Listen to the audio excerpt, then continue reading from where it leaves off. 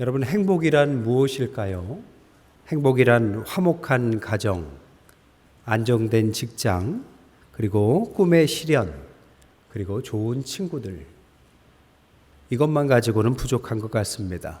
거기에 좋은 교회가 있어야 합니다. 좋은 교회는 우리가 생각하는 것보다 우리에게 훨씬 중요한 요소입니다. 문제는 교회는 유기체이기 때문에 변화가 가능하다는 거죠. 좋은 교회가 나쁜 교회가 될 수도 있고 나쁜 교회가 좋은 교회가 될 수도 있습니다. 그렇기 때문에 어떤 교회가 좋은 교회가 되는가에 대한 기준을 가지고 좋은 교회를 향해서 가는 것이 중요합니다. 성경이 말하는 좋은 교회는 말 그대로 성경적인 교회입니다. 이 좋은 모델을 보여주는 것이 사도행전이죠. 저는 사도행전을 통해서 어떤 교회가 성경적으로 좋은 교회인가를 하나씩 나누고 있습니다.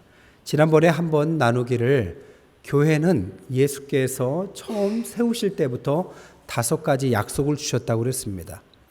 예수님께서 우리의 메시아이신 그리스도시다. 그분은 부활하셨다. 그분은 부활하셔서 성령으로 지금도 우리와 함께 하신다. 그것을 믿는 증인으로서 우리가 살아가야 되고 언제까지? 주님이 다시 오실 재림 때까지 살아가야 된다. 이것이 우리에게 주신 5가지 약속이었습니다.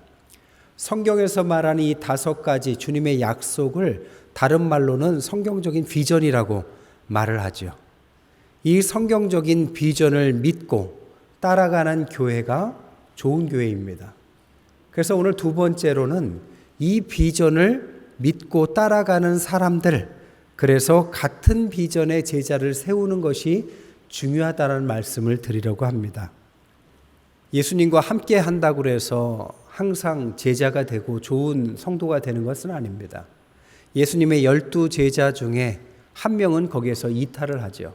예수님과 먹고 자고 비전도 듣고 나눴지만 그 3년에 넘는 기간 동안에 같이 동고동락했어도 그의 비전을 함께하지 못했습니다. 결국 제자는 꼭 같이 해야만 되는 것이 아니라 함께 비전을 갖고 방향을 공유해야만 진짜 제자가 되는 것이죠. 그렇지 않은 교회와 제자들은 갈등이 생깁니다. 왜? 비전이 다르기 때문이죠. 다양한 사람들 배경 속에서 비전이 다르면 다양한 생각들이 갈등을 일으키고 그런 교회는 생명력이 짧을 수밖에 없습니다. 그렇기 때문에 오늘 본문을 통해서 저는 이 비전을 어떻게 공유하고 나아가야 되는지에 대한 중요성을 나누기를 원합니다. 먼저 첫 번째로는 가룟 유다입니다. 가룟 유다는 앞서 밝혔듯이 주님의 제자임에도 불구하고 비전을 함께하지 못한 제자죠. 성경의 인물 중에서 최악의 인물을 꼽으라 한다면 그것은 유다가 될 것입니다. 단테의 신곡에 보면 지옥편에 맨 밑바닥, 지옥 중에서도 제일 밑바닥은 바로 가룟 유다가 있습니다. 그만큼 성경을 아는 사람들은 예수님을 배신한 제자 가룟 유다를 최악의 인물로 생각하죠. 그는 배신자였고 예수님을 파는 자였습니다. 필연적인 악역이었지요. 예수님께서 그가 얼마나 안타까우셨으면 너는 나지 않았으면 좋을 뻔했다라고 말할 만큼 그는 최악의 인물이었습니다. 하지만 인간 유다는 그렇게 악한 인물은 아니었습니다. 이 유다라는 이름의 뜻도 이스라엘의 독립운동가, 아주 전설적인 독립운동가의 이름에서 유래한 이름입니다. 알렉산더 대왕이 그리스를 세우고 나서 이 셀루코스 왕조가 후에 이어집니다.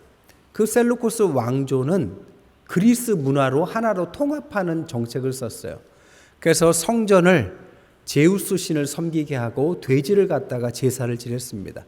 유대인들에겐 그것은 참을 수 없는 일이죠. 그래서 제사장 마따디아와 5 아들이 봉기를 일으켜요. 그 중에 한 아들이 유다입니다. 그 이름의 유다, 그 이름의 별명이 마카비라고도 했습니다. 왜냐? 이 마카비란 뜻이 망치였어요. 그래서 적들을 다 섬멸하는 의미의 마카비, 그래서 마카비 봉기라고 합니다. 이들이 한때 왕조를 세우고 독립을 이룹니다. 그게 하스모니안 왕조예요. 거기에서 우상을 파괴하고 성전을 회복하는 일에 앞장섰던 전설적인 인물이 유다입니다. 후에 로마의 침략 때문에 이 왕조가 무너져요.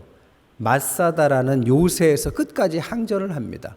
성지순례를 가본 분은 알겠지만 아주 고지대의 말 그대로 요새입니다.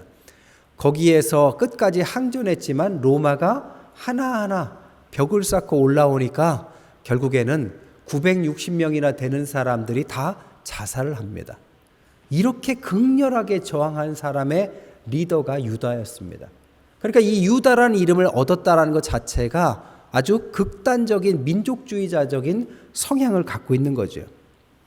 유다가 왜 예수님을 배신했을까요? 영지주의 이야기하는 유다복음에서는 예수님의 메시아를 드러내기 위한 악역이었다. 우리가 잘 아는 지저스 크라이스트 슈퍼스타 같은 그런 뮤지컬에서는 예수님의 메시아의 능력을 드러내기 위한 그런 역할이었다라고 그를 선한 인물로도 생각합니다. 하지만 성경이 말하기를 그는 인간적으로는 선한지 몰라도 그의 길은 아주 악한 선택을 한 것입니다. 왜? 예수님의 길을 막았기 때문이죠. 그럼 왜 인간 유다가 이런 일을 했느냐? 그가 나쁜 인간이라기보다는 그의 비전이 예수님의 비전과 달랐기 때문입니다. 그의 비전은 나라를 회복하는 것뿐이었습니다. 하지만 예수님의 비전은 유대를 회복하는 것이 아니라 온 인류를 구원하시는 거였습니다. 큰 비전과 작은 비전이 만났어요. 내 비전을 너무 끝까지 고집한 사람이 유다입니다. 그러다 보니까 내 비전을 강조하다 보니까 예수님의 비전을 이해하지 못하고 그를 팔아버린 역할을 하게 된 거죠. 그것도 아주 싼 값에 은 30에 팔아버립니다. 이런 배신자가 된 것은 유다의 비전이 주님의 비전이 아니었기 때문입니다. 우리의 비전이 주님의 비전과 다르다라는 것은 이런 참혹한 결과를 낼 수 있다라는 거죠. 예수님의 12제자 중에 또 다른 이 젤로 땅 독립운동을 했던 시몬이라는 사람은 예수님의 비전을 결국에는 수용합니다. 하지만 끝끝내 가룟 유다만 이 비전을 거부해요. 자기의 고집, 신념을 포기하지 않고 끝까지 그런 사람의 비전이 아무리 선하다 한지라도 그것은 하나님의 큰 비전을 받아들이지 못하기에 결국에는 장애물이 되는 것입니다. 하나님의 비전은요, 작아 보이지만 큰 것입니다. 좁아 보이지만 넓은 길입니다. 십자가 같지만 생명의 길입니다. 성경은 눈에 보이는 것을 따라가지 말고 작지만 좁은 길을 따라가고 주님의 비전을 살라고 여러 번 우리에게 권면합니다. 여러분, 자기가 필요로 하는 길을 가야 할까요? 자기를 필요로 하는 길에 가야 할까요? 주님의 비전을 산다라는 것은 분명히 좁은 길입니다. 하지만 그 길은 자기를 필요로 하는 길입니다. 그 길로 가면 분명히 사람을 살릴 것입니다. 주님께서 그를 크게 쓰실 것입니다. 그 길로 간다고 망하거나 굶어 죽지 않습니다. 오히려 더 큰 기회가 주어질 것입니다. 하지만 눈에 보이는 자기의 비전이 너무 크면 그런 것이 보이지 않는 것이죠. 두 번째는 마띠아입니다. 유다의 빈자리를 채우기 위해서 결국에는 다른 사람을 선택하죠. 유다는 너무나도 좋은 조건의 제자였습니다. 12제자만 사도라고 칭했어요. 역사적으로 12사도가 얼마나 중요한 자리입니까? 그런데 자기의 비전에 하나님의 비전을 포기하니까 결국은 자신의 인생도 망가뜨리죠. 그런데 그 빈자리를 또 다른 사람을 채울 어찌 말하면 보궐선거가 일어난 거죠. 선출 조건은 두 가지입니다. 21절 22절에 보니까 항상 우리와 함께 다니던 사람 중 하나를 세워 우리와 더불어 예수께서 부활하심을 증언할 사람을 되게 하여야 하리라. 두 가지 조건인데 하나는 예수님의 직접 가르침을 받았다라는 정통성이 있어야 되고 또 하나는 부활 예수님을 체험해서 그분의 부활을 믿는 사람 중에 택하라는 것입니다. 한마디로 말하면 주님의 비전 5가지를 믿는 사람, 그분이 그리스도시고 부활하셔서 지금도 우리와 함께하고 증인되어서 땅끝까지 전할 사람, 이 비전에 동의하는 사람 중에서 뽑겠다라는 겁니다. 그 대상자는 여럿이었어요. 성경에 보면 12사도뿐만 아니라 70명의 전도제자가 있었고 500명의 부활 목격자들이 있었습니다. 대략 600명의 성경에 쓰여 있는 사람들이 이 비전에 대해서 동의하고 있었어요. 그 중에서 이제 두 사람 중에 한 사람을 뽑는 거죠. 그 기준을 놓고 시편 109편 8절에는 그의 직분을 타인이 취하게 하소서의 말을 인용해서 20절에 결국에는 한 사람을 뽑게 됩니다. 결국에는 23절에 두 사람으로 압축이 돼요. 바사바, 유스도라 하는 요셉과 마띠아라는 두 사람이 선택됩니다. 그리고 나서 이 둘을 놓고 함께 어떻게 하느냐, 24절 25절에 보니까 기도를 시작합니다. 그들이 기도하여 이르되 무 사람의 마음을 아시는 주여, 이 두 사람 중 누가 주님께 택하신 바 되어 봉사와 및 사도의 직분을 대신할 자를 보이시옵소서. 그리고 나서 제비뽑기를 해서 뽑힌 게 마띠아입니다. 이 마띠아는 어떤 사람이었느냐? 이 600명 중에서도 가장 헌신적인 사람 중에 하나였습니다. 여러분, 대학교 수능을 보고 나서 합격자가 안 되고 후보 1순위가 됐다고 생각해 보세요. 근데 한 사람이 등록금을 안 내서 후보가 등록을 하게 됐습니다. 얼마나 기쁠까요? 정말 선물 같은 길이죠. 이 마띠아라는 이름의 뜻도 재미있는 하나님의 선물이다라는 이름을 갖고 있습니다. 이 선물을 받고 마띠아가 그 길을 갑니다. 그러면 남은 사람 바사바는 어땠을까요? 최종까지 갔는데 떨어졌으니까 아니 어디를 봐서 마띠아보다 내가 못하냐 하고 막 화내고 거부했을까요? 그렇지 않습니다. 그는 역사에 의하면 초대교회를 위해서 끝까지 헌신했고 하나님의 나라를 위해서 끝까지 헌신했다고 기록되어 있습니다. 교회 내에서 가장 큰 갈등 중에 하나가 뭔지 아십니까? 임직이 끝나면 갈등이 생겨요. 어떤 분은 되고 나는 안 됐다 이렇게 생각하면 갈등이 생겨요. 저 사람보다 내가 더 어떻고 이런 생각을 갖게 되면 인기투표처럼 생각하면 어느 교회나 서운한 마음에 갈등이 생깁니다. 여러분, 직분을 얻는 것은 죽으러 가는 겁니다. 직분을 얻는 것은 주님의 비전을 향해서 가는데 누가 더 그 일에 적합한지를 뽑는 것뿐이지 이 비전은 그 사람에게만 행하는 것이 아니라 우리 모두에게 주는 동일한 비전입니다. 결국에는 이 마띠아가 어떻게 되느냐, 에티오피아에서 선교하다 돌에 맞고 목매어서 순교당합니다. 죽는 길에 선택받은 거죠. 그들은 다 동일한 비전 가운데 누가 됐냐 안 됐냐가 아니라 하나님께서 허락하신 비전에 누가 더 어떤 역할을 맡느냐의 차원에서 그 선택지를 선택한 것입니다. 이게 마띠아예요. 세 번째, 그러면 숨은 제자들은 어떻습니까? 이들 12사도만 중요합니까? 그렇지 않습니다. 숨은 제자들이 많았어요. 그 대표적인 게 여자들이었습니다. 14절에 보니까 여러 여자들이 나오죠. 이름이 나오지는 않지만 이 가부장제 하에서 여성들의 리더십들이 많았습니다. 12제자로 인정받진 못했지만 이들은 12제자보다 훨씬 더 유능하고 열심히 있었습니다. 십자가 때문에 다 고난을 당할 때 도망치지 않은 사람들은 12제자가 아니라 여성들이었어요. 부활의 자리에 처음 목격자는 베드로가 아니라 여성이었습니다. 하나님 앞에 어떤 자리나도 중요하지만 끝까지 숨어 이름이 밝혀지지 않아도 그 자리에 동일한 비전을 갖고 끝까지 자리를 지키는 것이 중요합니다.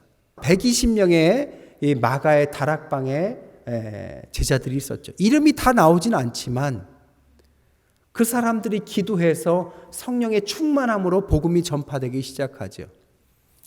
아까도 말씀드린 12명의 제자만 있었던 것이 아니라 70명의 전도제자, 500명의 부활 목격자들을 대략 합치면 600여 명 됩니다. 그런데 기도처에 모인 사람은 120명, 몇 프로? 20% 정도밖에 되지 않아요. 여러분, 학자들도요, 그거 참 신기하게도 대부분 교회에서도 20%가 열심히 한다고 그래요. 근데 이 20% 열심히 하는 사람들에 의해서 교회의 많은 역할들이 감당이 되는 거죠. 어쨌든 이 숨은 제자들의 역할이 주님의 제자, 비전을 따라서 그 역할들을 감당해서 오늘날의 부흥이 온 거죠. 더 중요한 것은 뭐냐? 우리의 비전입니다. 우리 태평성결교회, 우리 교회의 비전이 뭘까요? 성경의 비전과 똑같습니다. 예수님께서 우리의 그리스도 메시아시고 그분은 죽으신 것이 아니라 부활하셨고 살아서 지금과 우리와 함께 하십니다. 그분의 증인으로 우리는 땅끝까지 전할 것이고 언제까지? 그분이 다시 오실 재림 때까지 이 일은 멈추지 않을 것입니다. 이것에 대해서 구체적으로 저는 두 가지를 제시하고 싶어요. 첫 번째로는 세계 복음화, 두 번째로는 다음 세대입니다.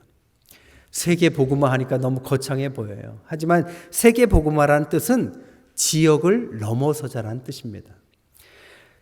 다음 세대라는 것은 우리 세대를 넘어서자라는 뜻입니다. 여러분, 지역을 넘어서자라는 것은 장소를 넘어서자라는 뜻이에요. 다음 세대로 나가자는 것은 시간을 넘어서자라는 뜻입니다. 즉, 시간과 공간을 넘어서서 우리 교회가 우리 교회의 역할들을 이 약속을 따라서 가는 교회가 되자, 저는 이게 우리의 교회의 비전이라고 생각합니다. 어저께 저희 교회의 창립 멤버 중에 한 분이신 고 최계순 권사님께서 하늘나라로 가셨습니다. 101세로 가셨어요. 참 장수하고 은혜롭게 사시다 가셨습니다. 근데 이분이 왜 중요하느냐? 저희 교회 창립 멤버이시고 창립한 첫 해 이분께서 남편이 돌아가시고 조의금 들어온 것을 가지고 교회 건축 헌금을 하셨어요. 그래서 그 헌금을 가지고 교회 개척 첫 해에 교회 건축이라는 것을 할 수 있었습니다. 참 중요한 일이죠. 여러분, 교회를 창립하고 나서 건축하는데 얼마나 걸릴까요? 못해도 10년은 걸릴 겁니다. 그런데 저희 교회는 10년을 앞당겼어요. 누구 때문에요? 헌신하신 분 때문에. 시간을 넘어선 것입니다. 저희 교회가 지금 오류동에 있어요. 근데 그 이름은 태평교회입니다. 왜요? 태평동에서 옮겨왔으니까. 장소를 넘어선 것입니다. 이제는 이 지역, 태평동이 전부가 아니라 이 지역을 넘어서 또 우리가 시간을 더 끌어당겨서 헌신한다면 이 지역을 넘어서 땅끝까지 복음을 전하는 교회가 될 수 있습니다. 이 일을 위해서 우리가 구체적으로 어떻게 해야 될까요? 제가 홈페이지에 인사말에 이렇게 써놨어요. 복받는 성도, 교회다운 교회. 이게 우리가 해야 될 교회다. 성경에서 말하는 복은 단순한 복이 아닙니다. 창조주 하나님의 창조 목적을 발견하고 그분의 의도대로 살아가는 것이 복입니다. 세상의 악한 꾀와 죄인의 길과 오만한 자의 자리가 우리를 흔들어대도 빠지지 않고 자기를 지키고 그리스도를 통해서 세상을 살리는 역할이 바로 복받은 사람의 역할입니다. 그것을 하기 위해서 우리는 하나님의 말씀 안에 들어가야 됩니다. 하나님의 말씀은 세 가지 역할을 해줘요. 첫째, 거울의 역할을 해주고 창문의 역할을 해주고 스테인드 글라스 역할을 해줍니다. 거울의 역할을 통해서 성경을 통해서 나를 돌아보게 만들어요. 또한 창문의 역할을 통해서 다른 세상을 바라보게 만듭니다. 그래서 지금의 세상뿐 아니라 피안의 미래의 세계를 꿈꾸게 만듭니다. 그리고 스테인드 글라스가 여러 빛이 굴절되면서 다양한 빛을 내듯이 빛을 따라가게 만듭니다. 성경은 나를 발견하고 미래를 발견하고 빛으로 나아가게 만드는 것입니다. 예수님께서 가장 대화를 많이 한 사람 중에 하나가 누군지 아십니까? 요한복음 4장에 나온 수가성 여인이에요. 수가성 여인은 사고방식 속에 한 공간 안에서 예배드려야 된다라는 그런 신앙으로 예수님을 만나서 질문합니다. 그때 예수님께서 말씀하세요. 공간이 중요한 것이 아니고 시간이 중요한 것이 아니고 내가 너와 함께하는 것이 중요하다. 시간과 공간을 넘어선다는 의미는 바로 그런 의미입니다. 여러분, 예수님과 함께하는 것, 그것을 통해서 고민하는 방황하는 젊은이들에게 나아가야 합니다. 질병으로 고통받고 어려움에 처하고 희망이 없는 사람들에게 주님의 이름으로 나아가야 됩니다. 그 역할이 교회의 역할입니다. 여러분, 성경학교를 하는데 얼마나 아이들이 귀한지 몰라요. 저 체육관 가보셨어요? 아이들이 그 어린데 영유아주 아이들인데 성경을 가르치라고 성막을 만들어 놓고 홍해가 갈라지는 것을 만들어 놓으셨어요. 여러분 한번 가봐서 체험해 보세요.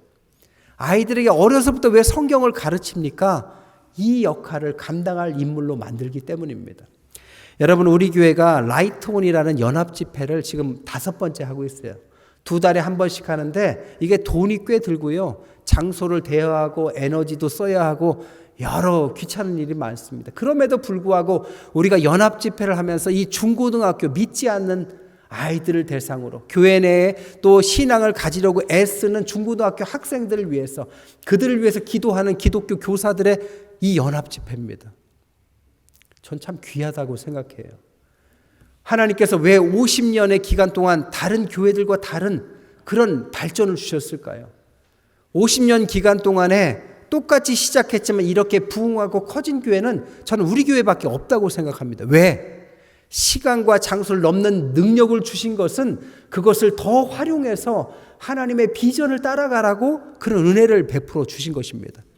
그것을 믿고 따라가지 않으면 비전에 동의하지 않는 가룟 유다와 똑같은 것입니다. 아무리 좋은 생각을 가져도 주님의 비전에 동의하지 않는 사람은 항상 걸림돌이 되기 마련입니다. 여러분 자전거 타보셨어요? 자전거 2발 자전거를 타다가 멈추면 넘어져요. 자전거는 계속 페달을 밟아야 앞으로 가는 것입니다. 근데 이 자전거가 더 빨리 가려면 어떻게 해야 되는 줄 아십니까? 바퀴가 얇아져야 돼요. 더 날카로워져야 됩니다. 즉 우리의 목표와 비전이 더 구체화되고 더 행보가 빨라져야 됩니다. 멈추면 넘어지는 것입니다. 하지만 믿고 동의하고 이 비전에 동의한 사람들 함께 뜻을 모으면 그 교회는 초대교회가 그랬듯이 주님과 함께 할 것이고 그 교회를 통해서 그동안 우리 교회를 이끌어 오신 주님께서 우리 교회를 이 지역과 또 이 시대를 넘나드는 놀라운 교회로 만드실 줄 믿습니다. 그 비전을 사십시오. 동의하십시오. 따라오십시오. 그리고 아멘으로 순종하십시오. 그리고 나서 함께 뜻을 모아서 여러분의 은사를 개발하시고 함께 할 때 여러분에게 하나님의 놀라운 은총이 함께 하실 줄 믿습니다. 그런 은혜가 넘치시는 저와 여러분 되시기를 주님의 이름으로 간절히 축원드립니다.